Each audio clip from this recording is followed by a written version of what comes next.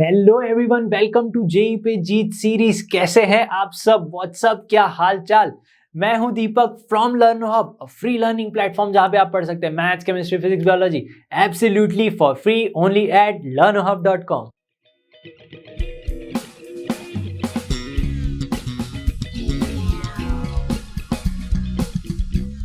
तो जैसे कि आप देख सकते हैं, जेई पे जीत सीरीज में हमारा चैप्टर है इंटीग्रल्स या फिर इंटीग्रेशन, कुछ भी बोल लो, दोनों ही एक ही बात है। तो कुछ लेक्चर्स जो है वो ऑलरेडी कवर कर लिए हमने, कुछ टॉपिक्स कवर करना बाकी है। ठीक है, तो एक और बात, जैसे अगर आप फॉलो कर ही रहे हैं तो आपको पता होगा हम यहाँ पे साथ में क्या करवाते, PYQs, मस्ट प्रैक्टिस क्वेश्चन और भी बहुत कुछ करवाते ही हैं। लेकिन बच्चों का क्वेश्चन ये होता है, सर क्या एक ही वीडियो देखने से मैं क्या जेई निकाल लूंगा? मैं बोलूंगा एक वीडियो नहीं, लेकिन अगर आप पूरा जेई पे जीत सीरीज को फॉलो कर रहे हो तो डेफिनेटली मींस कि आप एडवांस भी निकाल लोगे। लेकिन फॉलो करना पड़ेगा, ठीक है, अच्छे से, और प्रैक्टिस भी करनी पड़ेगी। तो चलिए देखते हैं आज के क्या टॉपिक्स होने वाले हैं। Let's get started.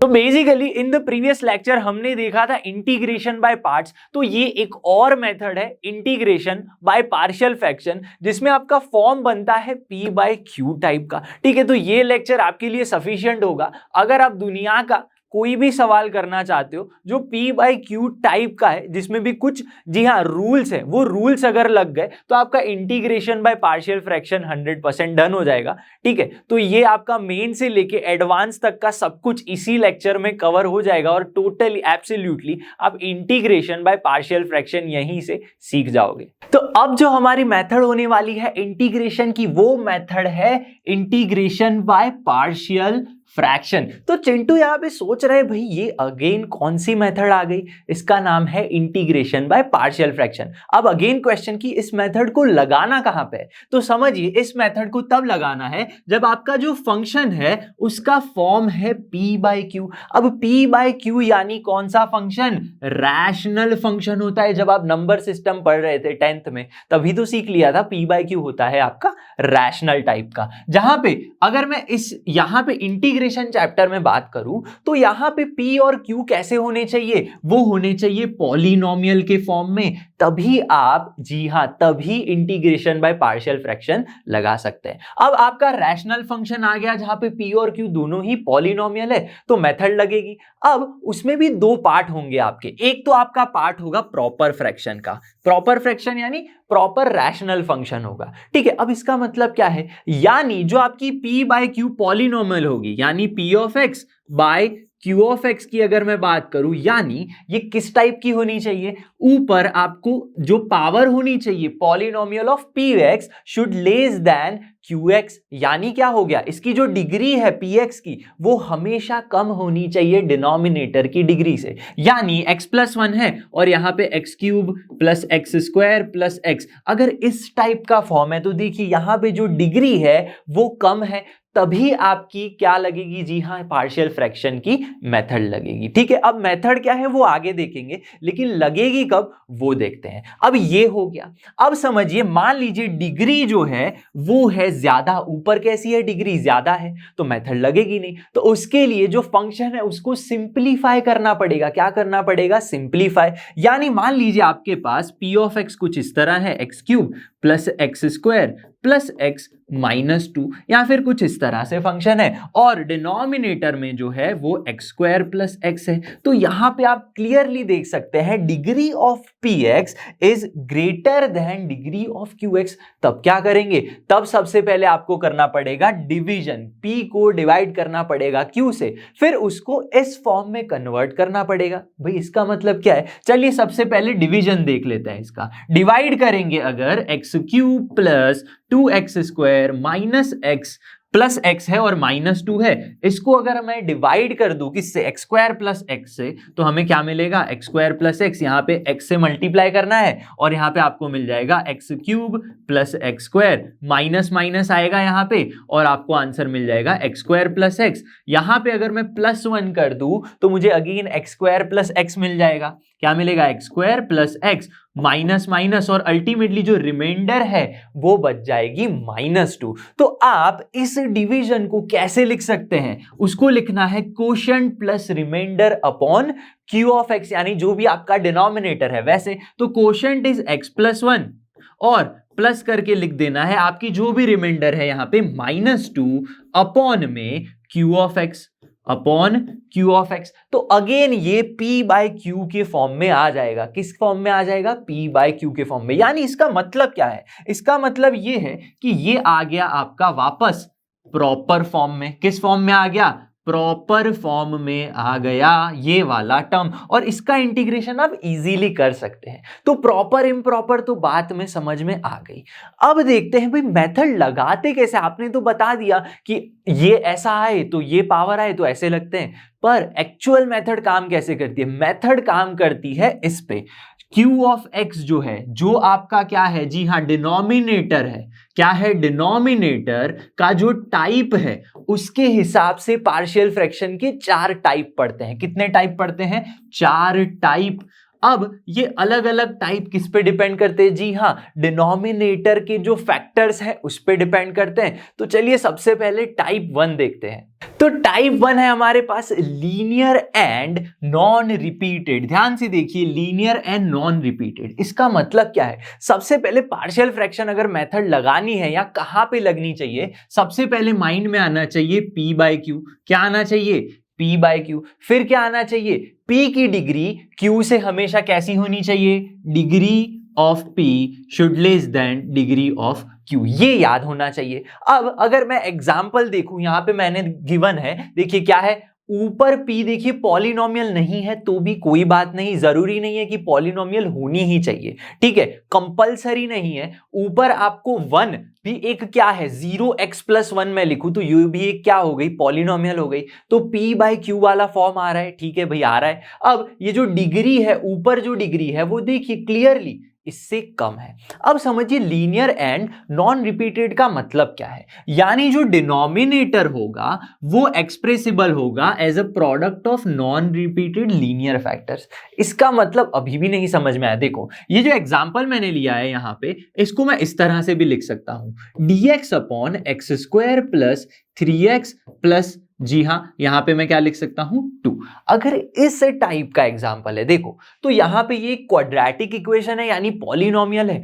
क्या इस डिनोमिनेटर के मैं फैक्टर्स बना सकता हूं? जी हां बना सकता हूं। x² प्लस 3x प्लस 2 के फैक्टर्स बनाओगे तो यही बनेंगे। और ये जो फैक्टर्स हैं x+1 एंड x+2 दोनों ही कैसे फैक्टर हैं? लीनियर फैक्टर हैं। कैसे भाई? दोनों की जो यहाँ पे x की जो डिग्री है, जो पावर है वो 1 है। तो इसे क्या कहेंगे? Product of linear factors. जी हां देखिए, प्रोडक्ट ऑफ लीनियर फैक्टर्स, और कैसे हैं? नॉन रिपीटेड हैं। कैसे हैं? नॉन रिपीटेड, यानी x+1 एक अलग फैक्टर है, x+2 एक अलग फैक्टर है। तो अगर इस टाइप का p बाय क्यू का फॉर्म है जहां पे q आपका, जी हाँ कैसा है, लीनियर एंड नॉन रिपीटेड, तो उसको कैसे सॉल्व करते हैं? देखिए आपको जो भी गिवन है फंक्शन में वो लिख लेना है, 1/x+1 इंटू x+2 लिख लिया, ठीक है, यहां तक क्लियर है। अब समझिए इसको सॉल्व कैसे करेंगे। यहां पे जो भी आपके लीनियर फैक्टर्स हैं उसको लिख लेना है डिनोमिनेटर में, यहां पे इस तरह से x+1 और x+2, और ऊपर क्या लिखना है? लीनियर फैक्टर है तो ऊपर कांस्टेंट लिखना है। तो यानी कि यहां पे a, यहां पे b। मान लीजिए यहां पे अगर आपको 3 फैक्टर्स गिवन होते हैं, कैसे? 3 अलग अलग और नॉन रिपीटेड, ठीक है, नॉन रिपीटेड यानी अलग अलग हो गया। तो अगर 3 नॉन रिपीटेड फैक्टर है तो आप लिखते a प्लस में b प्लस में c आ जाता। तो इस तरह से आपको क्या करना है, इस मल्टीप्लिकेशन वाले जो डिनोमिनेटर को है उसको इस तरह से एडिशन में कन्वर्ट कर देना है, ठीक है, जिससे क्या होगा, यहां पे इसको अगर मैं सॉल्व करूं तो आप इसको इस तरह में कन्वर्ट कर सकते हैं, जिससे होगा क्या, 1/x+1 x+2 is equal to क्या होगा, ये अगर मैं एलसीएम ले लूं या क्रॉस मल्टीप्लाई कर दूं तो नीचे एलसीएम क्या आएगा, x+1 इंटू x+2, और यहां पे क्या मिलेगा आपको, a इंटू x+2 प्लस में b इंटू x+1। तो अल्टीमेटली ये पूरी टर्म और ये पूरी टर्म कैंसल आउट हो जाएगी। क्या हो जाएगी? कैंसल आउट हो जाएगी।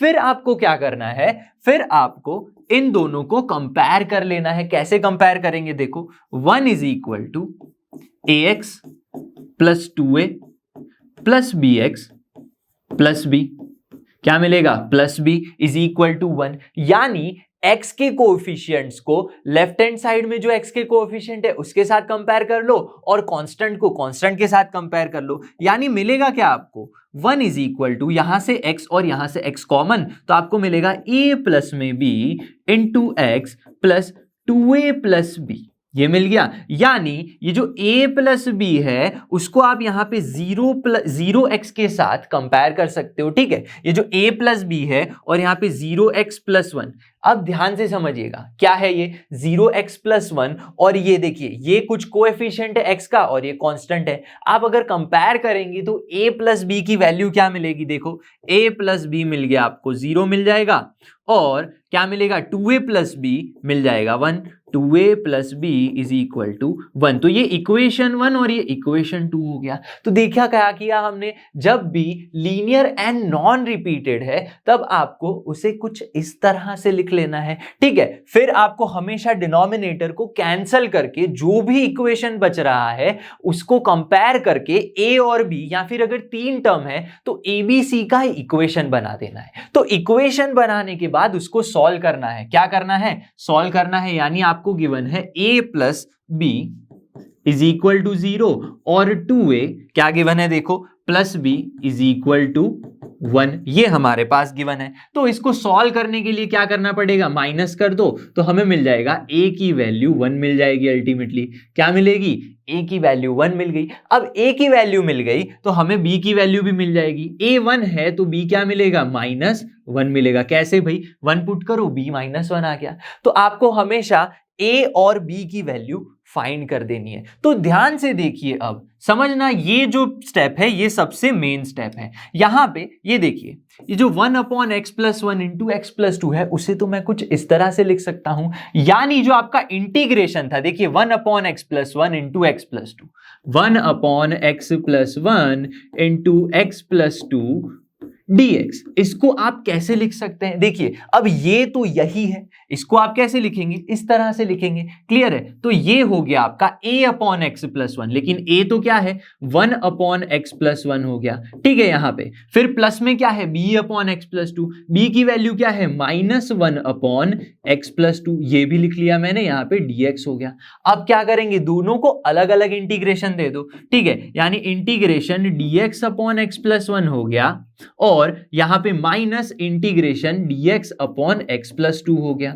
ये बात क्लियर है। तो मैंने इस फॉर्म को इस फॉर्म में कन्वर्ट कर दिया, a b की वैल्यू फाइंड कर दी, और इसका इंटीग्रेशन तो बहुत इजी है। 1/x का इंटीग्रेशन क्या होता है log x, तो यहां पे आप लिख सकते हैं log ऑफ, लेकिन x प्लस 1 है तो x प्लस 1 माइनस में log ऑफ x प्लस 2, ये आपका आंसर आ गया। प्लस में कांस्टेंट का c आ गया। तो लीनियर एंड नॉन रिपीटेड है तो इस तरह से कन्वर्ट कर सकते हैं। चलिए एक और एग्जांपल से समझते हैं। तो प्रॉब्लम 2 देखते हैं, क्या गिवन है, integration of 1/x minus 1 into x plus 2 into 2x plus 3। तो सबसे पहले आपकी नजर कहां जा रही है, जी हाँ, ये जो फॉर्म आपको दिख रहा है वो है p/q वाला फॉर्म। भाई बिल्कुल क्लियर है, ठीक है। और यहाँ पे जो डिग्री है p की that is less than degree of q। भाई कैसे, ऊपर तो कुछ है ही नहीं, यानी 0x है तो डिग्री क्या हो गई भाई, ठीक है। यहां पे देखिए x इंटू एक्स यानी x क्यूब, सीधी सी बात है, degree of q is greater than degree of p। तो अब हम इसका सीधा सीधा पार्शियल फ्रैक्शन कर सकते हैं, डिवीजन करने की जरूरत नहीं है। और ये जो तीनों फैक्टर्स है वो भी कैसे है, लीनियर एंड नॉन रिपीटेड। तो आप इसको कैसे लिख सकते हैं, x minus 1 into x plus 2 into 2x plus 3, इसको आप लिख सकते हैं कुछ इस तरह से, x माइनस 1 प्लस में x प्लस 2 और प्लस में 2x प्लस 3, ऐसा मैं लिख सकता हूं बिल्कुल। और ऊपर क्या लिखेंगे, a b और c। मैंने आपको क्या बताया था, जब भी linear and non repeated factors हो डिनोमिनेटर के तब आपको ऐसे लिख लेना है, और ऊपर लीनियर है तो यहाँ पे लीनियर है तो ऊपर क्या आएगा, कांस्टेंट आएगा। तो इस तरह लिखने के बाद क्या करेंगे, एलसीएम लेंगे। क्या लेंगे, एलसीएम, यानी 1 अपॉन ये जो आपका x minus 1 x plus 2 2x plus 3 है, वो तो वैसे ही रहेगा, लेकिन RHS में क्या होगा, LCM लेने पर ये तीनों मल्टीप्लाई हो जाएंगे, यानी x minus 1 into x plus 2 into 2x plus 3, जिससे ऊपर क्या होगा समझना, ऊपर मुझे मिलेगा a into x plus 2 into 2x plus 3, x plus 2 into 2x plus 3, फिर क्या मिलेगा b के साथ, समझना b के साथ मुझे x माइनस 1 मिलेगा और 2x प्लस 3 मिलेगा, यानी b into x minus 1 2x plus 3 and c is equal to, c के साथ क्या मिलेगा, c into x minus 1 x plus 2, x minus 1 into x plus 2, ये मिल जाएगा मुझे। अब देखिए ये और ये टर्म पूरा का पूरा कैंसल आउट हो जाएगा, क्या हो जाएगा, कैंसल आउट। तो देखिए अब मैं क्या कर सकता हूं, मैंने आपको एक जनरल मेथड अभी जो प्रॉब्लम 1 की उसमें क्या बताया था, ये x को मल्टीप्लाई कर दो, एक्स स्क्वायर x और जो भी कांस्टेंट है उनको साथ में ले लो, यानी मान लो x इंटू एक्स, ये एक्स स्क्वायर हो गया, यहां पे भी x into x x square होगा, तो सारे ही एक्स स्क्वायर को कॉमन ले लो, a b c का कुछ इक्वेशन बनेगा, ठीक है। यहां पे एक्स स्क्वायर है, x है और कांस्टेंट है, तो आपको 3 इक्वेशन मिलेंगे, फिर उन 3 इक्वेशन को आपको सॉल्व करके a b c फाइंड करना पड़ेगा। तो ये जो मेथड है बहुत ही लंबी लेंथी मेथड है, तो मैं आपको क्या बताऊंगा, जी हाँ शॉर्ट ट्रिक बताऊंगा, हैशटैग शॉर्ट ट्रिक, ठीक है, याद रख लेना। आपको करना क्या है, पुट क्या कर देना है, पुट x, ऐसी वैल्यूज पुट करनी है x की जिससे आपकी ये जो कुछ कुछ टर्म्स है b और c वाले टर्म जीरो हो जाए, मुझे a की वैल्यू मिल जाए, फिर x की ऐसी वैल्यू पुट करनी है जिससे ac जीरो हो जाए, b मुझे मिल जाए। तो देखिए यहां पे अगर मैं x माइनस 1, यहां पे समझना बड़े ध्यान से, ये जो क्या है x माइनस 1 है और यहां पे भी x माइनस 1 है, मैं दोनों को जीरो ले लूं, यानी x minus 1 is equal to, मैं जीरो ले लूं तो x की वैल्यू क्या होगी, 1 होगी कि नहीं, हाँ भाई बिल्कुल होगी। तो देखो x माइनस 1 जीरो हो गया, तो b और c दोनों की वैल्यू कैसी हो गई, जीरो हो गई, तो आपके पास बचेगा क्या, सिर्फ और सिर्फ ये a और 1 बचेगा, ठीक है। तो हमें क्या मिलेगा, 1 इज इक्वल टू, LHS में आपके पास 1 बचा है और RHS में पूरा का पूरा ये इक्वेशन था जिसमें से b और c जीरो हो गए, तो आपके पास बचा a इंटू एक्स की वैल्यू तो क्या है, 1 आ गई, ठीक है, x माइनस 1 जीरो है तो x 1 होगा, तो यहाँ पे 1 पुट करेंगे तो 2 प्लस 1 3 हो गया, और यहाँ पे 2 1 जा 2, 3 प्लस 2 5 हो गया। तो अल्टीमेटली आपको क्या मिला, a की वैल्यू मिल गई 1/15।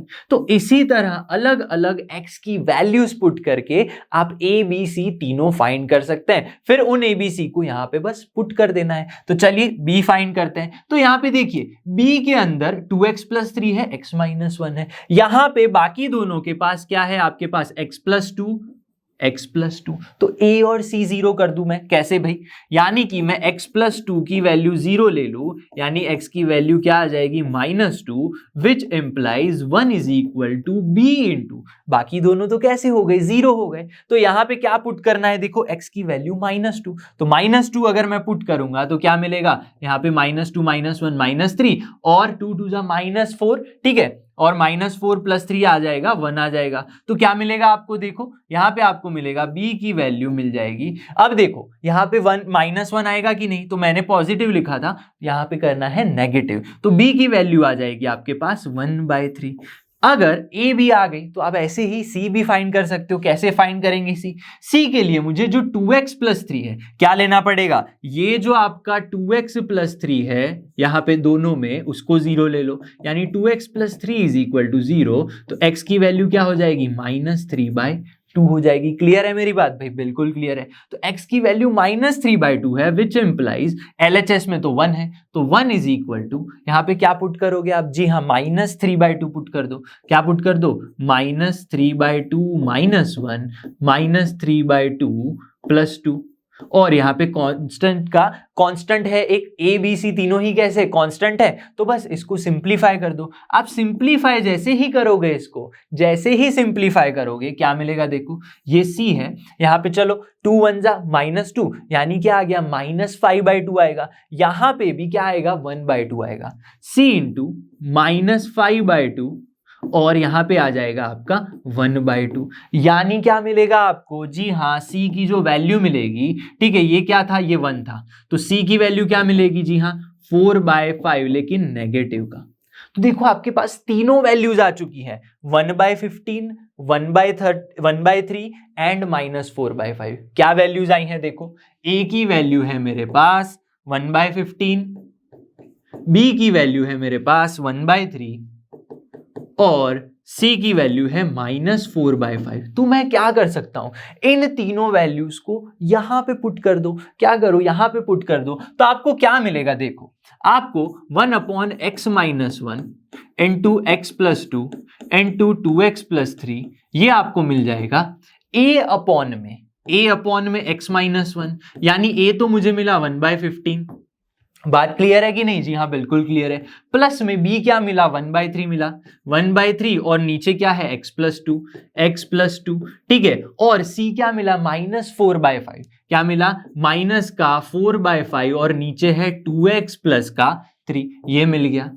ये बात क्लियर है। लेकिन ये तो क्या था भाई, यही है। तो अगर मैं यहां पे इंटीग्रेशन दे दूं, यहां पे dx लिख लूं, तो आपको ये इंटीग्रेशन dx, ये भी क्या हो जाएगा, इंटीग्रेशन dx, और यहां पे भी इंटीग्रेशन dx हो गया। तो क्या किया हमने, पार्शियल फ्रैक्शन करके, जी हां, सबको अलग कर दिया, जिसका इंटीग्रेशन बहुत ही ईजी हो जाएगा। क्या होगा इंटीग्रेशन, 1/15, ये 1/x है कि नहीं, 1/x का इंटीग्रेशन पता है, log x, तो log ऑफ mod x-1। ये बात क्लियर है। प्लस में देखो क्या मिलेगा, 1/3, ये भी 1/x है, तो log ऑफ mod x+2। ये बात क्लियर है। -4/5, ये क्या मिलेगा, log ऑफ mod 2x+3, ये मिल गया। साथ में क्या आ गया, कांस्टेंट का c आ गया। तो ये तो बात हो गई लीनियर एंड नॉन रिपीटेड के बारे में। अब टाइप 2 देखते हैं क्या है। तो टाइप 2 है हमारे पास लीनियर एंड रिपीटेड। तो लीनियर तो मैंने बता दिया क्या होता है, फैक्टर्स, और रिपीटेड मतलब क्या होगा, पहले नॉन रिपीट होता था, अब रिपीट होंगे वो फैक्टर्स, ठीक है। अब इसको कंटिन्यू करने से पहले मैं बता दूं, यहां पे जो मैं पार्शियल फ्रैक्शन करवा रहा हूं अभी, उसकी जो जितनी भी टाइप्स करेंगे, एग्जांपल करेंगे, तो this video is enough for you from basic to लेके जेई मेंस, जेई एडवांस, दुनिया भर का कोई भी सवाल अगर आ रहा है इस मेथड के रिलेटेड, तो आप यहीं से जितना भी मैं बता रहा हूं उससे सॉल्व हो जाएगा। तो ये वीडियो बहुत ही इंपॉर्टेंट है आपके लिए। चलिए देखते हैं, यहां पे डिनोमिनेटर इज एक्सप्रेसिबल।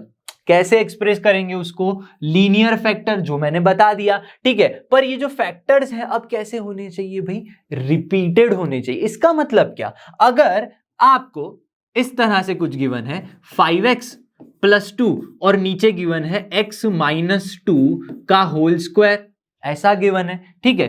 तो ये पहले, सबसे पहली बात तो ये तो एक p/q वाला फॉर्म है। बात क्लियर है भाई, बिल्कुल क्लियर है। अब समझो यहां पे p/q वाला फॉर्म है और जो डिग्री है, समझना, डिग्री ऑफ p, इसकी डिग्री कितनी है, 1 है, और नीचे देखिए x-2 का होल स्क्वायर, तो इसको मैं एक्सपैंड करूं तो x की पावर क्या हो जाएगी, t, तो degree of p less than degree of q, तो आपको डिवाइड करने की जरूरत नहीं है। अब क्या बारी आती है, नीचे जो फैक्टर है x-2 कैसा है, एक लीनियर है। कैसा है, लीनियर। तो x-2 का जो होल स्क्वायर है, x-2 का होल स्क्वायर, उसको मैं x-2 इंटू x-2 लिख सकता हूं। जी हां बिल्कुल लिख सकता हूं। तो देखिए ये लीनियर फैक्टर x-2 क्या हो रहा है, रिपीट हो रहा है, रिपीट हो रहा है। बात समझ में आ रही है? जी हां भाई बिल्कुल रिपीट हो रहा है। तो जब ऐसे रिपीट हो रहा है तो आप क्या कर सकते हो, 5x+2 अपॉन में x-2 का होल स्क्वायर, इसको आप कैसे लिखोगे, जो भी आपका फैक्टर है x-2 उसको लिख लो, उसकी 1 पावर से स्टार्ट करो। कितनी पावर से, 1 पावर से स्टार्ट करो और उसे लेके जाओ जो भी उसकी पावर है, x की पावर 1, यहां पे पावर 2। अगर मान लो पावर 3 होती, यानी यहां पे 3 होता, यहां पे आप 3 लिखते, तो ये 1 2 और कहां तक जाते आप, x-2 के क्यूब तक चले जाते। ये बात होनी चाहिए क्लियर, ठीक है। और ऊपर तो क्या करना है, a b और c ही लिखना है। आप बोलोगे कि ये स्क्वायर है, क्वाड्रेटिक बनेगा, तो ऊपर लीनियर कैसे आएगा। समझो ये जो फैक्टर है, फैक्टर की बात करें तो वो फैक्टर कैसा है, लीनियर। फैक्टर अगर लीनियर है तो ऊपर भी क्या आएगा, कांस्टेंट आएगा। तो बस कुछ नहीं करना है, इस तरह से उसको लिख देना है। तो ये तो बात हो गई लिखते कैसे हैं, ये तो बात हो गई लिखते कैसे हैं, ठीक है। इसकी जगह मान लो यहां पे कुछ और भी होता, यानी कि होता 5x+1 अपॉन x+1 का क्यूब इंटू क्या हो जाता, x+2, ऐसा होता तो क्या करते, ऐसा होता तो आप लिख लेते a अपॉन में x plus 1 plus b upon में x प्लस 1 का स्क्वायर प्लस c अपॉन में x प्लस 1 का क्यूब। मैंने क्या बताया, 1 से स्टार्ट करना है, जो भी मैक्सिमम पावर है वहां तक जाना है। लेकिन इसका क्या करेंगे, इसका कुछ नहीं, इसको भी आप d अपॉन में x प्लस 2 लिख लो। मतलब जो कन्वर्जन था पार्शियल फ्रैक्शन के लिए वो हो गया भाई। बस करना ये है कि ABCD को फाइंड कर लेना है। क्या करना है, ABCD को फाइंड कर लेना है। तो ये बात क्लियर है। तो इसके ऊपर का एक एग्जांपल हम सॉल्व करते हैं। तो प्रॉब्लम 3 है, यहाँ पे इंटीग्रेशन 3x माइनस 2 और नीचे देखो क्या गिवन है, x माइनस 1 का whole square x plus 2 into x plus 1। तो क्लियरली ये क्या दिख रहा है, p बाय क्यू वाला फॉर्म दिख रहा है। फिर देखो क्या है, इसका जो डिग्री है ऊपर जो p है उसकी 1 है और यहाँ पे x का स्क्वायर इंटू x इसकी डिग्री 4 है। तो क्लियरली बात है कि हमें डिवीजन तो नहीं करना है। तो क्या करेंगे, ये जो फॉर्म है इसको मैं कैसे लिख सकता हूं, 3x माइनस 2 अपॉन में x माइनस 1 का whole square into x plus 2 into x plus 1। इसको लिखने के लिए मैंने अभी मेथड बताई, क्या बताई, जो भी आपका रिपीटेड वाला है, क्या है, रिपीटेड वाला लीनियर फैक्टर है। देखो यहाँ पे x माइनस 1 की पावर 2 है तो ये रिपीट हो रहा है। तो आप क्या करेंगे, a अपॉन में उसको 1 लिखेंगे, सबसे पहले उसकी पावर 1 लिखेंगे, फिर पावर 2 लिखेंगे। अगर 3 होता तो 3 तक भी जाते। तो a upon x minus 1 upon b upon में क्या आ जाएगा, x माइनस 1 का होल स्क्वायर।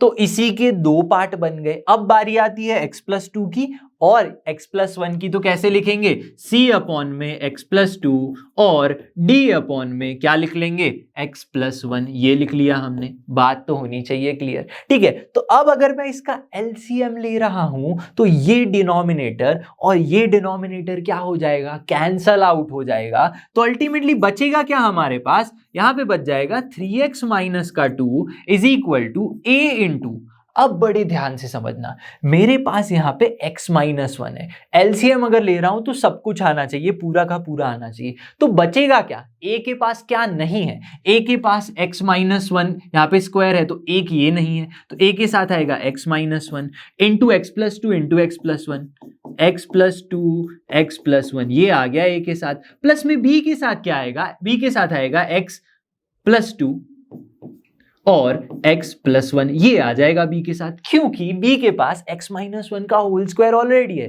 तो आप इसको एक बार लिखने का मतलब ही नहीं है। और c के पास आएगा x माइनस 1 का whole square into x plus 1 और d के साथ आएगा, जी हाँ, x प्लस 2 और x माइनस 1 का होल स्क्वायर, x माइनस 1 का होल स्क्वायर और x प्लस 2 ये आ गया।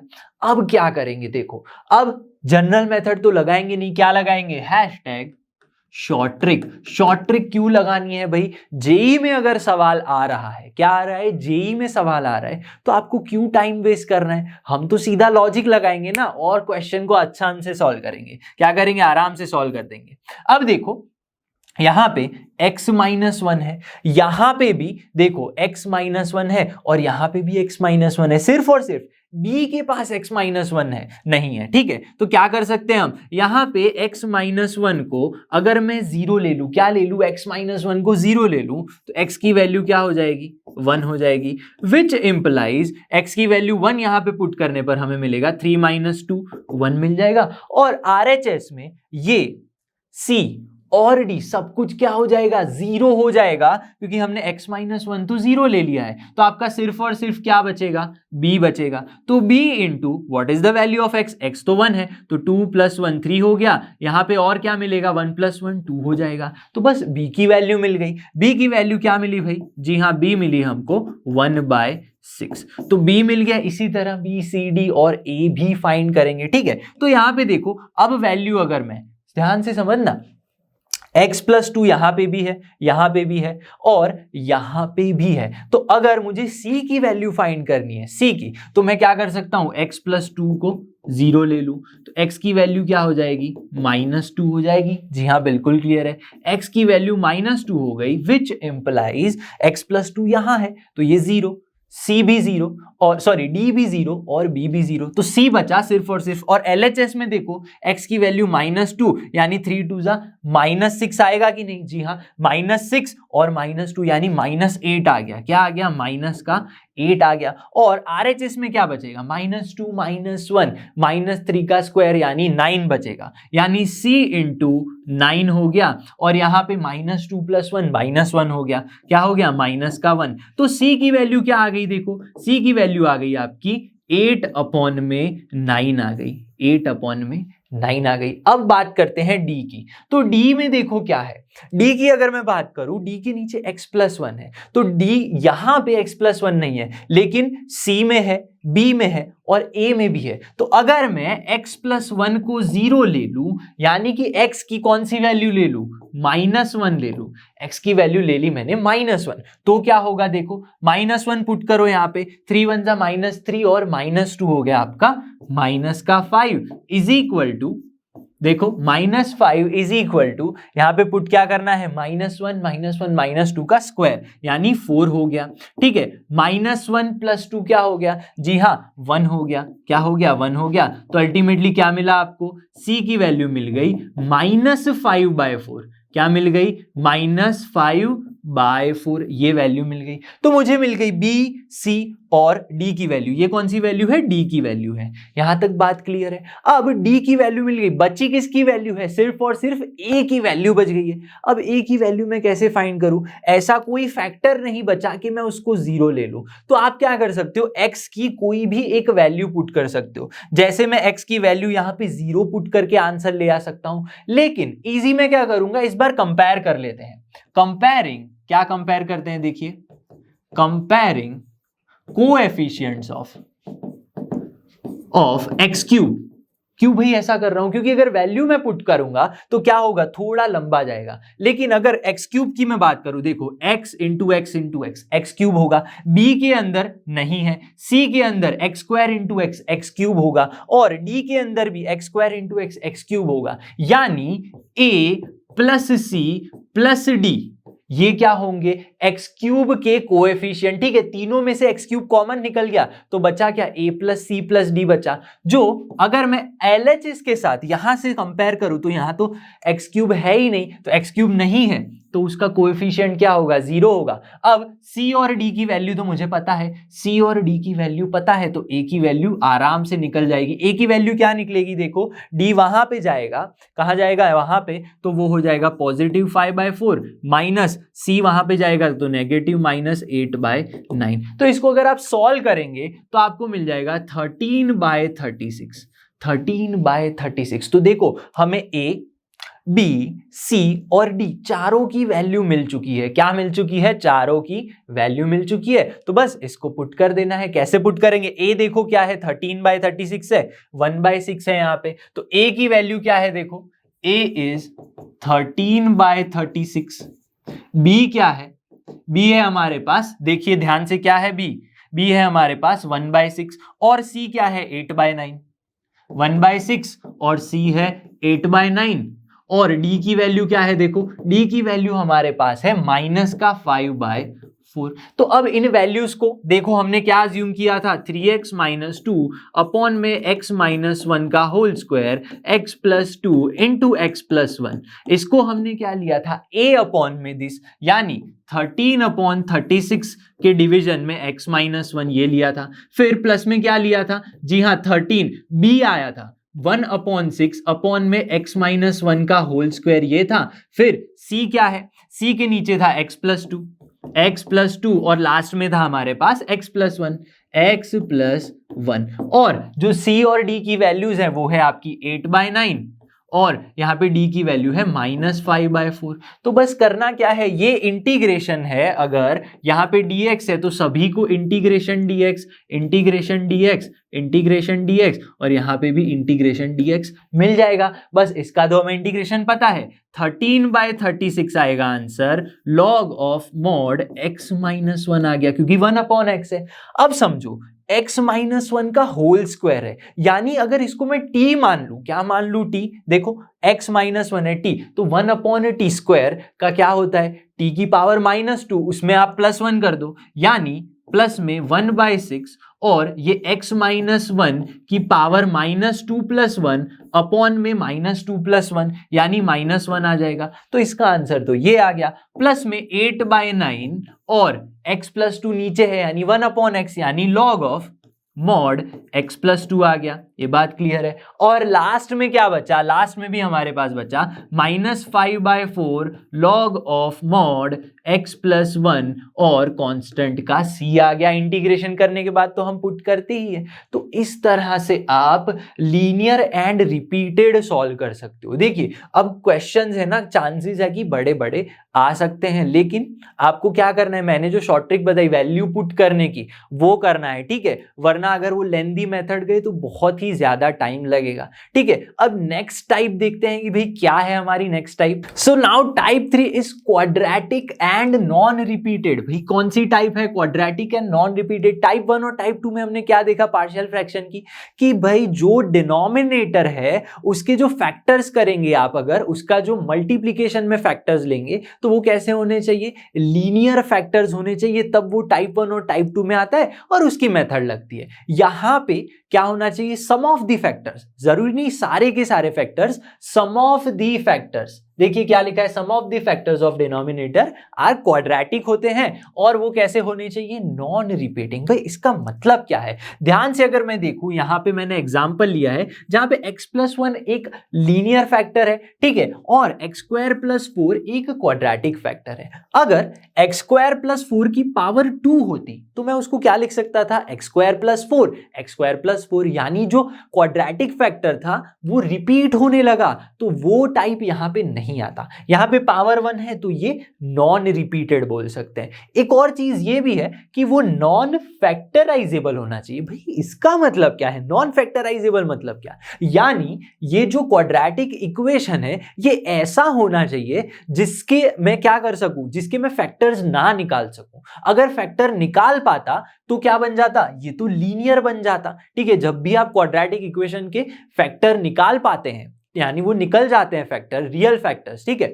जो आंसर में जो x की वैल्यूज आती है वो अगर रियल है तो फैक्टर्स कैसे मिलेंगे? जी हाँ, वो मिलेंगे लीनियर मिलेंगे। तो ये ऐसा होना चाहिए क्वाड्रेटिक इक्वेशन जिसको आप फैक्टराइज ना कर पाए, ठीक है। तो देखिए इसको आप कैसे सॉल्व करेंगे? 2x + 7 अपॉन में x + 1 इंटू x² + 4, ये जो भी है आप लिख लो। और जैसे लीनियर में करते थे सेम वैसे ही करना है, थोड़ा सा चेंज है। जो भी फैक्टर है x + 1 लिख लिया, फिर प्लस करके यहां पे नीचे x² + 4 लिख लिया, ठीक है। इसी तरह एक और थर्ड फैक्टर होता, मान लो x² + 1 है या फिर x + 1 है तो मैं यहां पे x + 1 लिख लेता। क्लियर है? अब ये लीनियर है तो ऊपर कांस्टेंट आना चाहिए, ये मैंने बताया था। अगर ये क्वाड्रेटिक है तो ऊपर कांस्टेंट नहीं, जी हां, लीनियर आना चाहिए, bx + c। तो इसको लिखने का तरीका ये है, ठीक है। तो लीनियर में क्या करते थे, सारे के सारे ऊपर कांस्टेंट आते थे, लेकिन क्वाड्रेटिक है तो ऊपर क्या आना चाहिए? लीनियर आना चाहिए, ठीक है। अब ये जो हमने कर दिए हैं इसके जो फैक्टर्स या फिर पार्ट बना दिए हैं, ठीक है, अलग अलग, तो उसको हम कौन सी मेथड से सॉल्व करेंगे? सेम जो अब तक हम मेथड कर रहे थे वही मेथड लगने वाली है, कोई चेंज नहीं है, बस इसको लिखने का तरीका अलग है, ठीक है। तो क्या करेंगे, यहां पे हमें मिलेगा 2x + 7, ठीक है। यहां पे आप एलसीएम लेंगे तो क्या होगा, ये नीचे डिनोमिनेटर और ये पूरा का पूरा कैंसिल आउट हो जाएगा। हमें मिलेगा 2x + 7 = a × x² + 4 प्लस में bx इंटू ये मल्टीप्लाई होगा यहाँ पे x + 1, ठीक है, और ये पूरा का पूरा c के साथ भी मल्टीप्लाई होगा, ठीक है। तो क्या मिलेगा हमें? c × x + 1 मिल गया। अब क्या करेंगे? क्या मैं इसको सिंप्लीफाई करूं, x² कॉमन निकालूं, x कॉमन निकालूं, इक्वेशंस बनाऊं फिर सॉल्व करूं? नहीं, ये तो लेंथी मेथड है। हम क्या करेंगे? हम पुट करेंगे x की डिफरेंट वैल्यूज। अगर मैं यहां पे x = 1 ले लूं, क्या ले लूं? x = 1 या फिर x = -1 लेते हैं पहले, ठीक है। तो अगर मैंने -1 पुट किया यहां पे तो -1 + 1 0, यहां पे भी -1 + 1 0, तो b और c दोनों ही चले जाएंगे, तो हमें सिर्फ और सिर्फ a की वैल्यू मिल जाएगी, ठीक है। तो x = -1 ले रहे हैं, विच इंप्लाइज यहां पे क्या होगा? 7 - 2 5 मिल जाएगा, which is equal to a × -1 का स्क्वायर 1 4 + 1 5 हो गया। तो 5 into A is equal to 5, तो ए की वैल्यू क्या हो गई, 1 आ गई। बात क्लियर है। सिमिलरली हम बी और सी की भी वैल्यू फाइंड कर सकते हैं। कैसे? देखो, मैं अगर एक्स की वैल्यू 0 ले लूं, क्या ले लूं, 0 ले लूं, विच इंप्लाइज क्या होगा, समझना बड़े ध्यान से। ये 0 ले लिया तो यहां पे क्या मिलेगा आपको, 7 मिल जाएगा। आरएचएस में क्या होगा, ये 0 है, ठीक है, तो ये 0 4a मिलेगा आपको, भाई बिल्कुल मिलेगा। प्लस में ये 0 हो गया, देखो ये 0 है तो पूरा का पूरा b क्या हो जाएगा, 0 होगा। 0 प्लस 1 1 यानी c इंटू 1, यानी आपको मिलेगा c। आप तो बोले भाई a c दो आए कैसे मिलेगा, कुछ नहीं, a हमने क्या फाइंड किया, 1 फाइंड किया, तो अल्टीमेटली हमें c क्या मिलेगा, देखो 7 माइनस 4 3 मिल जाएगा। c की वैल्यू आ गई 3, ये बात होनी चाहिए क्लियर। अब क्या करेंगे हम, बस और कुछ नहीं, b फाइंड कर लेंगे, ठीक है। इसी तरह से -1 पुट किया, 0 पुट किया, अब क्या पुट करें, 1 पुट कर दें, तो चलिए पुट करते हैं। x इज इक्वल टू, मैं 1 पुट कर रहा हूं तो क्या मिलेगा, देखो 2 1 जा 1, 7 प्लस 2 9 मिल जाएगा। Is equal to right hand side में 4 प्लस 1 5a होगा, क्या होगा 5a, प्लस में 1 प्लस 1 2 1 जा 2 यानी 2 भी मिलेगा, और यहाँ पे 2c मिल जाएगा। बस इसको सॉल्व कर लो, हमें वैल्यू मिल जाएगी। देखो क्या मिलेगा, 5a, a की वैल्यू तो 1 है, तो यहाँ पे 9 इज इक्वल टू 5। b क्या है, b तो हमें फाइंड करना है, और c की वैल्यू 3 है, तो प्लस में 2b प्लस 3 2 जा 6 हो गया। ये बात क्लियर होनी चाहिए। देखो 6 प्लस 5 11, 11 माइनस 9 माइनस 2 आएगा। अल्टीमेटली जो b की वैल्यू आएगी वो क्या आएगी, माइनस का 1 आएगी। ये बात होनी चाहिए क्लियर। तो देखो a, b और c तीनों की वैल्यूज हमें मिल चुकी है, तो क्या करेंगे, इसको यहां पे पुट कर देंगे, यानी कि हमें क्या मिलेगा, देखना यहां पे गड़बड़ नहीं करनी है। देखो ये 2x प्लस 7, ये a जो है वो आपको क्या मिल गया, देखो 1 मिल गया। ये जो b है वो क्या मिल गया, b मिल गया -1, और ये जो c है वो क्या मिल गया, ठीक है, c मिल गया आपको 3 मिल गया। तो चलिए इसको पुट करेंगे तो हमें क्या मिलेगा, इंटीग्रेशन, ये देखो इंटीग्रेशन, ये पूरी की पूरी वैल्यू तो ये है, तो a अपॉन एक्स प्लस 1, तो a तो हमारे पास 1 है, तो 1 अपॉन एक्स प्लस 1, इसको dx दे दो, क्या दे दो, dx दे दो। सिमिलरली प्लस में bx है, क्या है हमारे पास bx, लेकिन b तो -1 है, तो यहाँ पे माइनस बाहर आएगा, इंटीग्रेशन x तो x ही रहेगा, अपॉन में x स्क्वायर प्लस 4, क्या है x स्क्वायर प्लस 4। अब क्या करेंगे, इस x स्क्वायर प्लस 4 हम c को भी दे देंगे, क्या दे देंगे, c को, लेकिन c की वैल्यू तो 3 है, तो क्या मिलेगा हमें, प्लस में यहां पे भी dx आएगा, और 3dx अपॉन में क्या बचा हमारे पास, x square plus 4, x square plus 4, यहां भी इंटीग्रेशन चला गया। तो बस आप इसको इस तरह से लिख सकते हैं, सेपरेट इंटीग्रेशंस देके, जैसे हम टाइप 1 टाइप 2 में किया था, सेम मेथड वही है, बस आगे जो है वो थोड़ा सा चेंज है, ठीक है। अब 1 अपॉन एक्स है, एक्स प्लस 1 यानी कि x ही मान लो इसको, तो क्या हो जाएगा, log x हो जाएगा, log x यानी x प्लस 1, ये आंसर आ गया इसका। अब समझना, ऊपर x है, नीचे x स्क्वायर प्लस 4 है, क्या करें, तो अगर मैं ध्यान से देखूं, ये x स्क्वायर है, अगर मैं यहाँ पे 2 लिख लूं, यहाँ पे 1/2 कर दूं, तो देखो x स्क्वायर प्लस 4 का डेरिवेटिव क्या होता है, 2x होता है, तो देखिए ऊपर आ गया, तो ऊपर f डैश है, नीचे f है, तो याद रखना शॉर्ट ट्रिक, हमेशा शॉर्ट ट्रिक क्या याद रखोगे, f डैश अपॉन f है, तो आंसर इंटीग्रेशन क्या क्या आएगा, log ऑफ मॉड fx, ये आना चाहिए आंसर, ठीक है। f डैश अपॉन f है, ठीक है, पावर की पावर नहीं होनी चाहिए बिल्कुल, अगर ऊपर f डैश है नीचे f है तो आंसर आएगा log ऑफ मॉड fx, ठीक है। तो इसका आंसर बन जाएगा -1/2 log ऑफ मॉड fx, क्या है आपका x स्क्वायर प्लस 4, ये आ गया आंसर। अब देखो यहां पे 3 कांस्टेंट है, बाहर आ जाएगा, तो यानी कि 3 आ गया।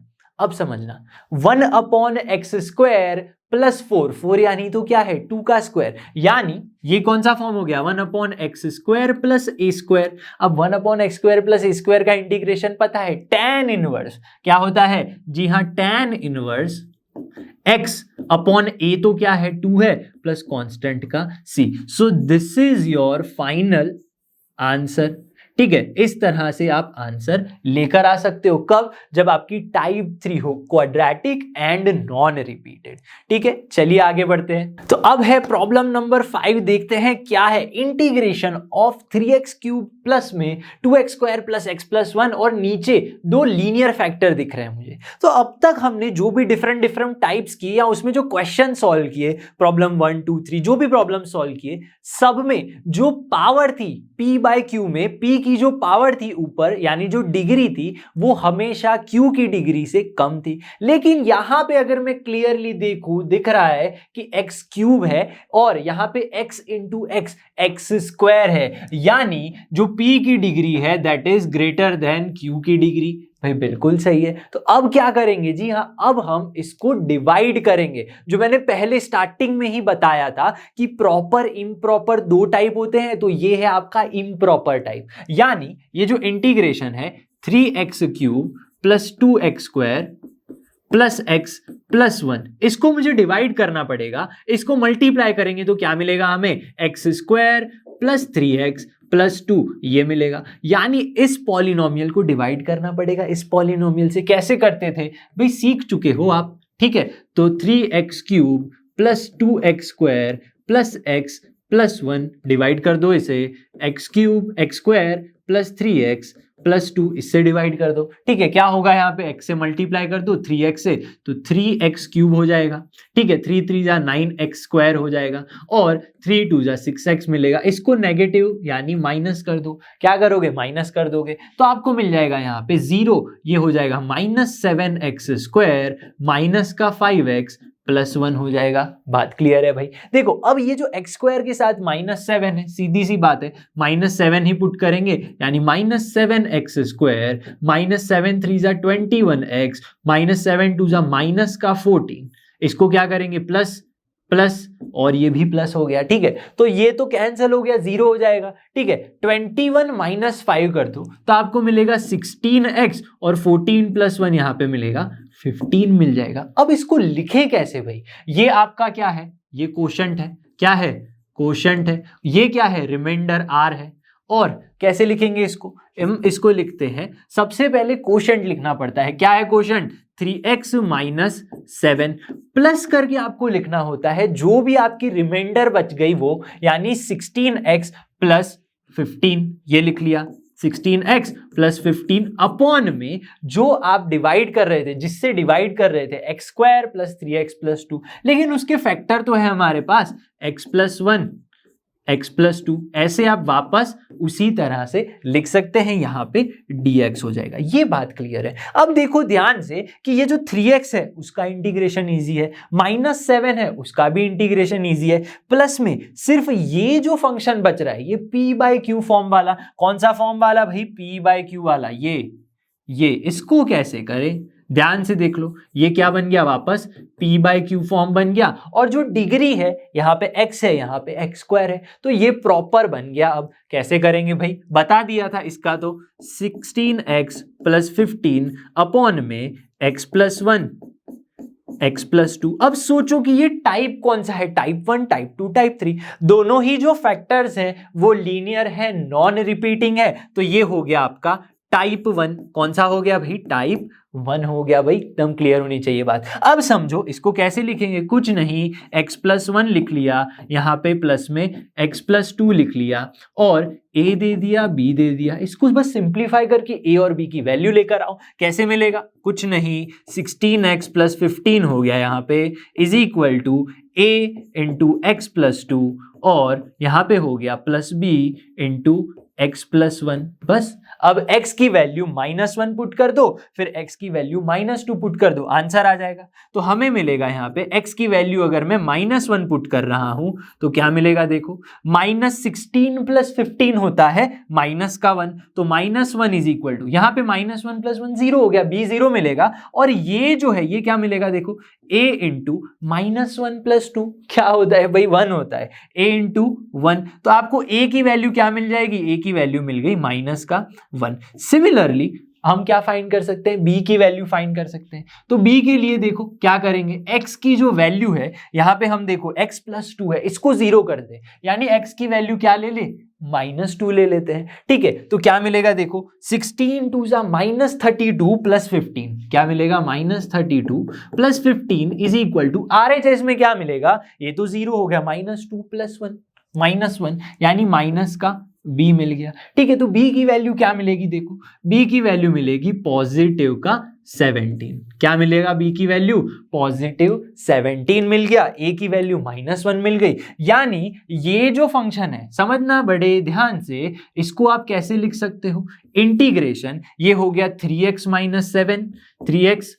7 प्लस में, बड़े ध्यान से समझना, 16x + 15 बाय दिस, ये तो ये है, यानी a upon this plus b upon this, यानी प्लस में a है आपके पास -1 अपॉन में x + 1 है। ठीक है, फिर क्या है, b अपॉन में x + 2, b की वैल्यू तो 17 है, यानी प्लस में 17 अपॉन x + 2।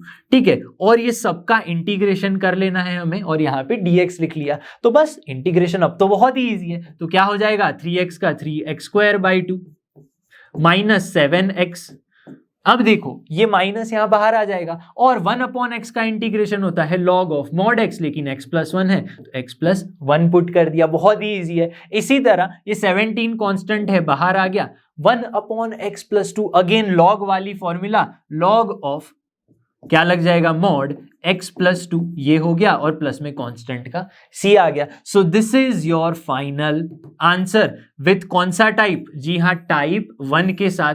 बस करना कुछ नहीं था, टाइप फाइंड कर लो, इसको बस इस तरह से लिख लिया ना, 16x प्लस इसको a + b वाले फॉर्म में, या फिर a + bx + c वाले फॉर्म में, फिर तो सब में मेथड एक ही लगानी है, जो मेथड लगेगी वो सब सेम लगेगी। सिर्फ स्टार्टिंग में आपको फिगर आउट करना है कि मैं कांस्टेंट पुट करूं या bx + c या cx + d, जो भी है वो पुट करूं।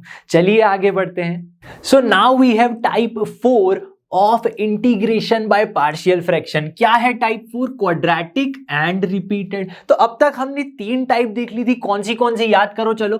फर्स्ट थी हमारी लीनियर नॉन रिपीटेड, सेकंड थी लीनियर रिपीटेड, थर्ड थी जी हाँ क्वाड्रेटिक एंड नॉन रिपीटेड, और फोर्थ टाइप आ गई क्वाड्रेटिक रिपीटेड। हमने शॉर्ट फॉर्म बना दिए LN LR QN QR। ठीक है, तो अब ये फोर्थ टाइप क्या कहती है, फोर्थ टाइप ये कहती है जो डिनोमिनेटर्स हैं उसके कुछ फैक्टर्स कैसे होंगे, क्वाड्रेटिक तो होंगी, लेकिन वो अब कैसे होंगे, रिपीटेड होंगे। रिपीटेड मतलब यहां पे देखो x² + a की पावर क्या है, 2 है, यानी x² + a into x² + a, यानी दोनों ही क्वाड्रेटिक कैसे हो रहे हैं, रिपीट हो रहे हैं। यहाँ पे देखो, यहाँ पे x² + a और फिर से x² + a आएगा, लेकिन मैंने क्या बताया था, जब भी x + a या किसी की भी पावर 1 2 3 जो भी रिपीट में है, तो आपको क्या करना है, पहले तो उसकी पावर 1 कर देनी है, फिर कहां तक लिखना है, जितनी उसकी पावर है वहां तक लिखो उसको। तो क्या करेंगे, x² + a की पावर 2 है तो 2 तक लिखेंगे, तो ये लिख लिया। और देखो ये क्वाड्रेटिक है तो ऊपर क्या आना चाहिए, सोचो भाई, वही आना चाहिए, ax + b आना चाहिए, ax + b आना चाहिए। ठीक है, इसी तरह ये क्या है, ये भी क्वाड्रेटिक है, x² + a, तो यहां पे आना चाहिए cx + d आना चाहिए। ये बात भी क्लियर है। अब क्या बचा, x + b, तो यहां पे एक और आपका फैक्टर आ गया x + b, लेकिन ये तो लीनियर है, तो लीनियर के ऊपर क्या आना चाहिए, जी हाँ लीनियर के ऊपर आना चाहिए कांस्टेंट। तो इस तरह से आप इसका क्या कर सकते हो, जी हाँ अलग अलग जो भी है इसको प्लस में या क्या कर सकते हो, पार्शियल फ्रैक्शन इसका कर सकते हो। ठीक है, अब मेथड कौन सी लगेगी, मेथड हमने इतने अभी जो भी एग्जांपल देखे टाइप 1 टाइप 2 टाइप 3 में, ठीक है 3-4 एग्जांपल देखे, तो उसमें जो मेथड लगती थी वही मेथड लगेगी। बस चेंज ये है कि स्टार्टिंग में यहां पे इसके जो फॉर्म बनेंगे वो अलग होंगे, फिर नेक्स्ट प्रोसेस जो है वो तो एकदम डिट्टो कॉपी पेस्ट करनी है, आपको ABCD फाइंड कर लेना है, different values of x put करके फिर वापस उसको रख देना है, इंटीग्रेशन कर दो, आंसर आ जाएगा। तो मैंने जो कंसेप्ट था टाइप 4 का वो बता दिया है। ठीक है, तो अब हम क्या देखते हैं, अब हम कुछ फॉर्मूलाज देखते हैं। ठीक है, तो यहां पे 2 फॉर्मूलाज आप देख सकते हैं, जी हां 1/x² - a² की और 1/a² माइनस x², इन दोनों का अगर मैं इंटीग्रेशन करूं विथ रिस्पेक्ट टू x तो कुछ ऐसा आंसर मिलेगा। दोनों ही सिमिलर फॉर्मूलाज है, दोनों में 1/2a आता है, लॉग लॉग भी दोनों में आता है, बस ये थोड़ा ऊपर नीचे चेंज हो जाता है। देखो यहाँ पे x प्लस ए नीचे है, यहाँ पे x प्लस ए ऊपर है, और थोड़ा बहुत ही बस इतना ही चेंज है और ज्यादा चेंज नहीं है। अब कुछ चमका या नहीं चमका, इसको देखो भाई, याद आया कि नहीं आया? जब मैं जनरल सब्स्टिट्यूशन वाला लेक्चर कर रहा था जिसमें मैंने स्पेशल इंटीग्रल्स पढ़ाया था, क्या पढ़ाया था? स्पेशल इंटीग्रल्स, ये पढ़ाया था। अगर नहीं देखा है तो जाकर देख सकते हो, ठीक है। उसमें मैंने बोला था, दो फॉर्मूलाज को मैंने स्टार किया था, ठीक है। स्टार करके मैंने बोला था इसका जो प्रूफ है मैं आपको पार्शियल फ्रैक्शन में दूंगा जब वो मेथड चलेगी। तो देखो आज का दिन आ गया, तो इसका प्रूफ जो भी है मैं दे दूंगा आपको, लेकिन बेटर ये रहेगा कि आप इसको याद रख लो। लेकिन इतनी सारी फॉर्मूलाज हैं सर, कैसे याद रखे? भूल गए तो एग्जाम में पूरा सॉल्व किया, लास्ट में कुछ इस टाइप का फॉर्म आया, भूल गए, फॉर्मूला ही नहीं याद आ रही है, तो क्या करेंगे भाई? टेक्निक बता देता हूं, टेक्निक से तो फॉर्मूला का आंसर लेकर ही आओगे, ठीक है। अब टेक्निक ये है, तो जो भी आपका गिवन है उसको लिख लो सबसे पहले, dx/x² माइनस a²। अब इस टाइप का है नीचे x² माइनस a², ठीक है। तो क्या करोगे आप? सीधा सा एक अच्छा आंसर तो ये रहेगा कि dx/ आप इसको x माइनस है x प्लस ए कर दो, यानी क्या किया भाई? इसको थोड़ा सा फैक्टर्स बना दिए। इसके कौन से फैक्टर्स बने? दोनों ही लीनियर फैक्टर है। अब लीनियर फैक्टर बन गए, ठीक है। लीनियर फैक्टर, अभी तो मेथड सीखी पार्शियल फ्रैक्शन की, लीनियर फैक्टर है, दोनों ही कैसे हैं भाई? जी हाँ, नॉन रिपीटेड है। तो आप क्या कर सकते हो? a/x प्लस ए, या फिर x माइनस ए और b/x प्लस ए, ऐसा करके ए बी की वैल्यू फाइंड कर लो, इंटीग्रेशन कर लो। एक तो ये मेथड तो मैंने सिखा ही दी है, लेकिन थोड़ा सा लॉजिक, हैशटैग लॉजिक लगाएंगे, थोड़ा सा अच्छा वाला। तो देखो क्या करेंगे हम, x माइनस ए, x प्लस ए वैसे का वैसा लिख लिया। अब आपको ये करना है कि ऊपर कुछ ऐसा लाऊं जिससे नीचे एक ही टर्म बचे, यानी मैं क्या कर सकता हूं, x प्लस ए लिख लिया, माइनस में x माइनस ए लिख लिया, और यहां पे मैंने dx दे दिया। अब आप सोचोगे क्यों ऐसा किया? देखो ये x minus x cancel out हो जाएगा, a माइनस माइनस ए क्या होगा? पॉजिटिव 2a बनेगा। तो ऊपर 2a आ रहा है तो मैं नीचे 2a कर दूं तो कैंसल हो जाएगा, यानी अल्टीमेटली वापस यही वाला फॉर्म आ गया, ठीक है। लेकिन इसका इंटीग्रेशन मुझे पता नहीं है, लेकिन अगर इसको मैं सिंप्लीफाई कर दूं, अब 1/2a इंटीग्रेशन x/a, ये जो x प्लस ए अपॉन में x प्लस ए है ये कैंसल हो जाएगा, आपके पास बचेगा 1/x माइनस ए। माइनस में देखो ये x माइनस ए, ये x माइनस ए, ये भी कैंसल आउट हो जाएगा, तो बचेगा क्या? 1/x प्लस ए। देखो तो अगर आप इस तरह से जाते, इस तरह से, ठीक है, पार्शियल फ्रैक्शन की जो मेथड से, ठीक है, लीनियर फैक्टर्स की जो हम स्टार्टिंग में टाइप 1 पढ़ा था उस तरह से जाते तो a की वैल्यू 1 मिलती, b की वैल्यू -1 मिलती, 1 और -1। देखो तो कैसे भी जाओ, हैशटैग लॉजिक लगा के जाओ तो जेई निकालोगे अच्छे से, ठीक है। थोड़ा सा शार्प करो, मेहनत करो, प्रैक्टिस करोगे एग्जाम्पल्स की बहुत ज्यादा, तब ऐसे सारे लॉजिक डेवलप होंगे, ठीक है। नहीं हो रहे तो मैं यहाँ पे लॉजिक दे रहा हूं, नोट कर लो। कैसे नोट करोगे? हैशटैग लॉजिक या फिर शॉर्ट ट्रिक, ठीक है। चलो तो ये हो गया। अब ये तो क्या है, 1/x का इंटीग्रेशन क्या होता है? log x होता है, तो यहां पे मैं लिख लूंगा 1/2a, क्योंकि 1/2a है। log x हो जाएगा कि नहीं 1/x का, तो log of mod x minus A, तो यहां पे लिख लिया mod x माइनस ए, ठीक है। फिर क्या है, माइनस में 1/x, तो अगेन क्या आ जाएगा? log x, यानी log of mod x plus A. आ गया कि नहीं?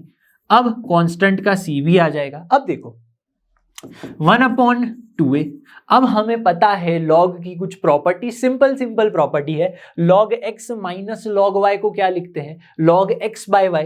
तो क्या लिखेंगे यहाँ पे? log x बाय y क्या है? x प्लस ए है, x प्लस ए दोनों का मॉड है, यहाँ पे हो गया। तो देखो क्या हो गया, ये RHS हुआ कि नहीं हुआ? चमका कि नहीं चमका? LHS RHS देखो 1/2a आ गया, log x माइनस ए x प्लस ए। तो देखो ऐसे प्रूफ कर सकते हो, और एक याद रह गया तो दूसरा याद रह ही जाएगा, बस ऊपर नीचे कर दो। क्या कर दो? ऊपर नीचे। यहाँ पे x² माइनस a² है, इसको उल्टा कर दो, a² माइनस x² बन जाएगा, ये याद है, उसको उल्टा कर दो x प्लस ए, और नीचे क्या आ जाएगा? a माइनस x आ जाएगा। तो ऐसे आप याद रख सकते हो। चलिए आगे बढ़ते हैं। तो प्रॉब्लम 6 है, यहाँ पे इंटीग्रेशन ऑफ क्या गिवन है, 1 minus x sine x upon में x इंटू, ये देखो x क्यूब है, एक्सपोनेंशियल फंक्शन है, इतने सारे फंक्शन है भाई साथ में। और आप बोलोगे भाई हैशटैग क्यों लगा, हैशटैग यानी जेई लेवल का क्वेश्चन है, जेई में नहीं पूछा गया लेकिन जेई लेवल का अच्छा logic, hashtag JEE hashtag logic, ये दोनों ही टाइप का हमारा क्वेश्चन है, ठीक है। अब अगर देख रहे हो यहाँ पे ट्रिग्नोमेट्रिक फंक्शन है, एक्सपोनेंशियल फंक्शन है, एक्स क्यूब यानी एल्जेब्रिक फंक्शन है, इतना सारा फंक्शन, ऊपर से डिवीजन, क्या करें, लॉजिक लगाओ। अब लॉजिक क्या लगाना है, इसको सिंप्लीफाई करने की कोशिश करो जितना हो सके। तो जो भी गिवन है 1 माइनस एक्स साइन एक्स वो लिख लिया, और नीचे क्या गिवन है, x इंटू 1 माइनस में। अब समझना लॉजिक आप 2-3 तरह से लगा सकते हो। पहले अगर मान लो यहाँ पे साइन एक्स नहीं, यहाँ पे साइन 2x होता तो आप फॉर्मूला लगाते, लेकिन ऐसा है नहीं, ठीक है। यहाँ पे अगर देखो 3 और 3 दोनों है, अब कैसा होता है, हम 2x प्लस 4 होता है तो 2 कॉमन निकाल लेते सिंप्लीफाई करने के लिए। तो ऐसे ही यहाँ पे 3 है तो इसका सिंप्लीफिकेशन मैं करूं तो 1 minus x into e to the power कॉस एक्स, इसका क्यूब मैं लिख सकता हूं यहाँ पे, हाँ भाई लिख सकता हूं, यहाँ पे dx हो गया। समझना ये क्यूब है, x को चला गया, x क्यूब हो गया, ये 3 यहाँ पे चला गया, e to the power 3 cos x हो गया। तो बस इसे सिंप्लीफाई किया। अब क्या, अब वापस अटक गए, वापस सोचो भाई क्या सोचो। जब मैं फर्स्ट सेकेंड लेक्चर में पढ़ा रहा था, क्या पढ़ा रहा था कि लॉजिक ऐसा लगाओ कि सिंप्लीफाई हो जाए, या फिर बहुत बार क्या होता है इतने बड़े बड़े क्वेश्चंस में ना, ऐसे बड़े क्वेश्चन में काम कर जाती है आपकी सब्स्टिट्यूशन मेथड, यानी कि मान लेना। मैं किसी को कुछ मान लूंगा, उसका डेरिवेटिव निकल जाएगा। तो यहाँ पे देखो कॉस दिख रहा है, साइन दिख रहा है, और वो भी माइनस का साइन दिख रहा है, यानी कि कॉस को t मान लूं तो उसका डेरिवेटिव आ जाएगा। लेकिन ये जो x है ये थोड़ा तकलीफ दे रहा है, यानी बीच में रुकावट लेके आ रहा है। तो हमारे पास यहां भी तो x है, तो मैं सिर्फ cos x को t ना मानते हुए मैं इस पूरे को, यानी इसको क्या मान लूं, पूरे को मैं t मान लूं, x into e to the power cos x को। तो क्या होगा देखो, let x into e to the power cos x, इस पूरे को मैं t मान लूं, जिसका डेरिवेटिव क्या होगा, x इंटू, चेन रूल लगा दो। क्या लगाओगे भाई, चेन रूल लगाओगे, यानी फर्स्ट कांस्टेंट सेकंड का derivative e to the power cos x। अब cos x का भी डेरिवेटिव आ जाएगा minus sine x, plus second constant first का डेरिवेटिव, फर्स्ट आपका x है, x का डेरिवेटिव 1, और क्या हो जाएगा यहाँ पे dx आ जाएगा, और इज इक्वल टू में बन गया dt बन गया। भाई बिल्कुल बहुत ही सिंपल है। अब देखो ये cos x, यहाँ पे e to the power cos x, दोनों सेम है, निकाल लो बाहर, और निकाल के बाहर आया राइट हैंड साइड चला जाएगा। तो बचा क्या, यहाँ पे देखो, यहां से पूरा चला गया तो 1 बचा, माइनस में x इंटू साइन एक्स है, देखो ये माइनस मैंने पहले भूल जाओ, x साइन एक्स हो गया, x साइन एक्स, और उसका नेगेटिव पहले लिख लिया, cos x वहां चला गया, यहाँ पे dx बच गया, बचा आपके पास dt अपॉन में e to the power cos x। ये बत्ती की नहीं, दिमाग की बत्ती जली कि नहीं जली, भाई जल गई एकदम। अब देखो यहाँ पे गलती क्या करते हैं, x माइनस साइन एक्स लिख लेते हैं, नहीं ये ब्रैकेट है, यानी क्या होगा, मल्टीप्लीकेशन होगा, ठीक है। तो अब देखो ये जो पूरा फंक्शन है आपका 1 minus x sine x, 1 minus x sine x dx, देखो देख रहे हो, तो देखो ये पूरा सेम टू सेम बन गया। तो वापस लगा दो इसमें, तो क्या होगा, integration 1 minus x sine x dx तो बन गया dt अपॉन का e to the power cos x बन गया, ठीक है। और ये क्या है आपके पास, यहाँ पे x भी है तो मैंने x भी पुट कर दिया, ठीक है। अब आप सोच रहे हो कि सर t में कन्वर्ट किया, वापस x लेके आ रहे हो, समझो क्या होगा। यहाँ पे ये बन गया माइनस, ये 1 माइनस क्या बना, x e to the power cos x, ये तो पूरा का पूरा क्या है देखो t है, क्या है t पुट कर दो, तो माइनस का t और उसकी पावर 3, तो यहाँ पे क्या हो गया, t हो गया कि नहीं, भाई हो गया एकदम।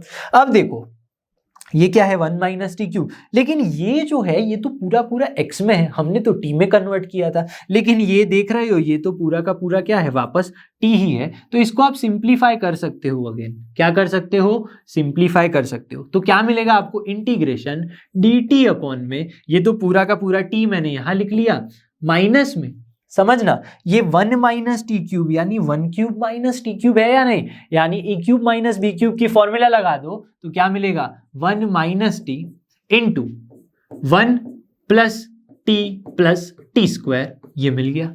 अब देखो P बाई Q वाला फॉर्म नीचे डिनोमिनेटर कैसे लिखा हुआ है, जी हाँ डिनोमिनेटर लिखा हुआ है अलग अलग फैक्टर्स के मल्टीप्लिकेशन में। ये लीनियर है, ये लीनियर है, ये क्वाड्रेटिक है, टाइप 3 बन गया।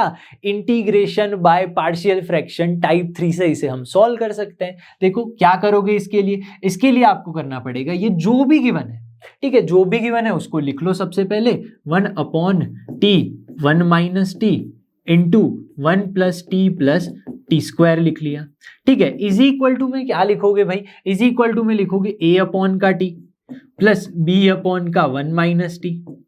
ये तो हो गया, दोनों लीनियर थे इसलिए ऊपर कांस्टेंट है, लेकिन ये 1 प्लस टी स्क्वायर जो है ये तो क्वाड्रेटिक है। भाई क्वाड्रेटिक है या नहीं, तो क्वाड्रेटिक अगर मैं लिख रहा हूं नीचे 1 प्लस टी स्क्वायर, तो ऊपर क्या आना चाहिए, ऊपर लीनियर आना चाहिए, यानी cx प्लस डी नहीं। अब मैंने जानबूझ के गलती की है, देखो बहुत बार क्या होता है यहाँ पे cx हमें याद रहे लेकिन यहाँ पे क्या है t है, तो यहाँ पे हम क्या पुट करेंगे, यहाँ पे आपको पुट करना है t, ठीक है। तो cx प्लस डी नहीं ct प्लस डी पुट करेंगे, ठीक है। तो हमें क्या मिलेगा, देखो ये आपको मिल जाएगा 1, यहाँ पे क्या मिलेगा 1 इज इक्वल टू, ये थोड़ा सिंप्लीफाई कर दूं, यानी सारा ये जो डिनोमिनेटर है यहाँ पे और ये डिनोमिनेटर्स कैंसल हो जाएंगे, ऊपर क्या बचेगा, ऊपर आपके पास बचेगा a इंटू 1 माइनस टी, ठीक है, इंटू b, यहाँ पे देखो a इंटू 1 माइनस टी और ये भी आएगा, यानी 1 प्लस टी स्क्वायर हो गया।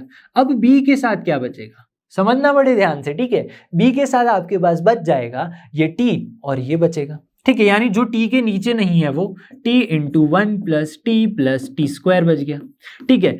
फिर क्या बचा, ct आया, क्या आया ct, यानी c इंटू टी, ये नहीं ये जो भी है वो बचेगा, यानी t इंटू टी क्या बच गया, टी स्क्वायर बच गया और 1 माइनस टी बच गया। भाई बात तो क्लियर है एकदम। अब बचा आपके पास d, तो d के साथ क्या आएगा, t into 1 minus T into 1 minus T. तो ये 4 टर्म्स बची, 1 is equal to a plus b जो भी है साथ में c प्लस d, ऐसे 4 टर्म्स बच गई, ठीक है। अब समझो मुझे फाइंड करना है ए बी सी डी की वैल्यू और इसमें पुट कर देना है तो मेरा आंसर आ जाएगा। अब कैसे करते हैं, लेंथी मेथड तो ये है कि आप टी स्क्वायर को कॉमन लेके इक्वेशन बनाओ, टी को कॉमन लेके इक्वेशन बनाओ, कंपेयर करो, लेकिन हम अपनाएंगे शॉर्ट ट्रिक। क्या करेंगे, शॉर्ट ट्रिक #लॉजिक, ठीक है। अब समझो अगर मैं कौन सी ऐसी वैल्यू लूं जिससे बाकी सब जीरो हो जाए और ए की वैल्यू मिल जाए, या फिर बाकी सब जीरो हो जाए बी सी डी किसी की भी वैल्यू मिल जाए। समझना बड़े ध्यान से, यहाँ पे 1 माइनस टी यहाँ पे है, 1 माइनस टी यहाँ भी है और यहाँ भी है, तो मैं क्या कर सकता हूं, अगर मैं 1 minus T is equal to 0 ले लूं, क्या ले लूं, समझना बड़े ध्यान से, अगर मैं 1 minus T is equal to 0 ले लूं तो टी इज इक्वल टू क्या हो जाएगा, 1 हो जाएगा। हाँ भाई हो जाएगा, बिल्कुल हो जाएगा, क्यों नहीं होगा। तो देखो ये t इज इक्वल टू 1 की वैल्यू में यहां पुट कर दूं तो क्या मिलेगा, देखो विच इम्प्लाइज LHS में तो 1 ही है, RHS में 1 माइनस टी 0 है, यानी ये और ये सब कुछ हो गया 0, सिर्फ और सिर्फ बचा मेरे पास b, यानी क्या बचा, सिर्फ और सिर्फ b। तो b इंटू टी की वैल्यू तो 1 है तो यहाँ पे 1 होगा, 1 प्लस 1 2 और प्लस 1 3 हो जाएगा। क्या मिलेगा, अल्टीमेटली हमें मिल जाएगा 3 मिल जाएगा, ठीक है। तो हमें क्या मिला, b की वैल्यू, हमें मिल गई b की वैल्यू 1/3। क्या मिल गई, 1/3। भाई बात तो क्लियर है, ठीक है। सिमिलरली मैं क्या कर सकता हूं, मैं a की वैल्यू फाइंड कर सकता हूं। देखो कैसे, अगर मैं समझना t की वैल्यू 0 ले लूं, क्या ले लूं, ये 0 हो गया, ये 0 हो गया, ये भी 0 होगा, यानी if t is equal to 0, क्या लेना है, ये एक स्टार और ये स्टार, ठीक है। आपको एग्जाम में ऐसे नहीं लिखना है, बट ये तो पॉइंट करने के लिए लिख रहा हूं मैं। t की वैल्यू 1 ले, फिर t की वैल्यू 0 लेते हैं, तो t की वैल्यू अगर 0 ले रहा हूं विच इंप्लाइज, ये देखना बड़े ही ध्यान से, ये t है, ये t है और ये t है, तीनों ही 0 हो गए, सिर्फ किसकी वैल्यू मिलेगी, a की, यानी ये LHS में 1 है, LHS में 1 है और ये क्या बचेगा, 1 माइनस 0 1 होगा, यानी a बचा, ये क्या हो गया 0 0 यानी 1, अल्टीमेटली जो a की वैल्यू मिलेगी दैट इज 1 मिल जाएगी। भाई बात तो क्लियर है, तो समझ में आ ही गया होगा। अब देखो ऐसे ही आप जैसे 1 रखा, 0 रखा, -1 रखोगे, ठीक है, 1 रखोगे, ऐसे ही वैल्यूज पुट करके अगर आप आंसर लेकर आ गए तो C की वैल्यू आ गई -2/3 आएगी और D की वैल्यू आ जाएगी -1/3। तो इतने सारे सम किए, तो आई होप कि अब वैल्यू कैसे निकालते हैं वो तो समझ में आ ही गया होगा। 0 रखो, 1 रखो, -1 रखो, ठीक है, तो जब भी आप जो भी वैल्यू रखोगे आंसर तो यही आएगा भाई, ठीक है।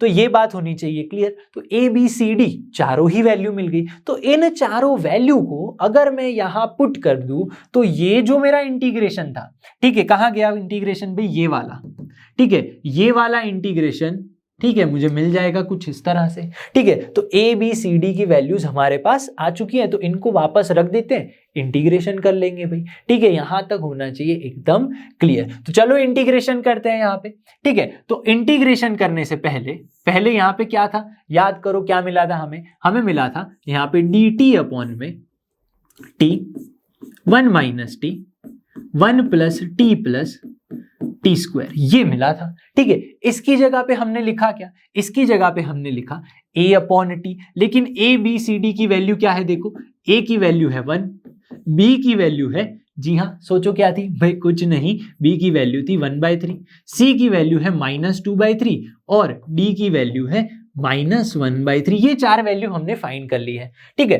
तो हमें क्या मिलेगा, a अपॉन का t क्या था, a अपॉन का t यानी 1/t, फिर क्या है प्लस में b अपॉन b तो क्या है 1/3 अपॉन में 1 माइनस टी, फिर था cx प्लस डी यानी ct plus D, c into T plus D, c है आपका -2/3 और t क्या था, t तो t ही रहेगा, ct प्लस d क्या है, d है -1/3 यानी -1/3 और अपॉन में क्या था क्वाड्रेटिक, ये वाला 1 plus T plus T square, ये तीनों ही थे, ठीक है।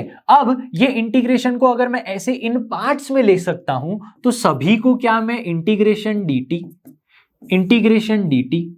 और इंटीग्रेशन dt नहीं दे सकता, भाई बिल्कुल दे सकता हूं, क्यों नहीं दे सकता। चलो तो इसको सिंप्लीफाई कर दो, तो 1/t का इंटीग्रेशन क्या होता है, log t, आ गया भाई answer, log of mod t, plus में 1/3 बाहर आ गया, 1 अपॉन अगेन t, लेकिन t नहीं है 1 माइनस टी है, तो इसका इंटीग्रेशन क्या होगा, log of mod 1 minus T, लेकिन ये जो माइनस टी है उसका क्या होगा, माइनस का 1, क्या होगा माइनस का 1, तो मैंने यहाँ पे लिख लिया माइनस का 1। अब समझना बड़े ही ध्यान से, अब क्या करूंगा, ये जो माइनस है इसको मैं बाहर ले लूं और इस 3 को भी बाहर ले लूं, यानी हो गया 1/3, तो बचा क्या हमारे पास बच गया 2t प्लस 1 अपॉन में 1 plus T plus T square dt, ये बच गया कि नहीं भाई, बिल्कुल बचा। तो देखो यहां पे ये जो फंक्शन है T square plus T plus 1, इसका डेरिवेटिव निकालो तो 2t प्लस 1, तो देखो क्या आ रहा है, f डैश अपॉन f, तो मैंने बताया था, क्या बताया था, f डैश अपॉन f आ रहा है इंटीग्रेशन में, तो क्या आएगा log ऑफ mod f, ये आंसर आना चाहिए। तो इसका क्या आंसर आएगा, log ऑफ mod fx, पर t है तो log ऑफ mod ft, तो इसका अल्टीमेट आंसर क्या आएगा, log ऑफ mod t। अब t हमने क्या अज्यूम किया था, t हमने अज्यूम किया था x into e to the power cos x, तो पुट कर दो x into e to the power cos x, ठीक है। अब देखो ये -1/3 हो जाएगा, log ऑफ x इंटू, अब t की जगह पे क्या पुट करेंगे, जी हाँ x into e to the power cos x, मतलब 1 minus x into e to the power cos x आ गया, ये बात भी क्लियर है। माइनस में 1/3, अब देखो log ऑफ mod fx, क्या करना है, log ऑफ mod fx तो आपका ये है, लेकिन 1 plus x into e to the power cos x plus x into e to the power cos x, उसका क्या करना है, स्क्वायर कर देना है, मॉड क्लोज प्लस कांस्टेंट का c। तो इस तरह से आपका जो आंसर है वो आ जाएगा। तो ये था हैशटैग जेई लेवल का क्वेश्चन। आई होप कि आज जो हमने integration by partial fraction method की और एग्जांपल्स किए वो आपको अच्छे से समझ में आ गए होंगे। और आप क्या कर सकते हैं, आप किसी बुक में से रेफर करके और भी एग्जांपल्स इसी मेथड के सॉल्व कर सकते हैं, जिससे आपकी ये जो मेथड है बहुत ही अच्छे से आपको समझ में आ जाएगी। तो मैं मिलूंगा आपसे अगले वीडियो में, तब तक जुड़े रहिए लर्न हब के साथ, क्योंकि लर्न हब फ्री है पर बेस्ट है।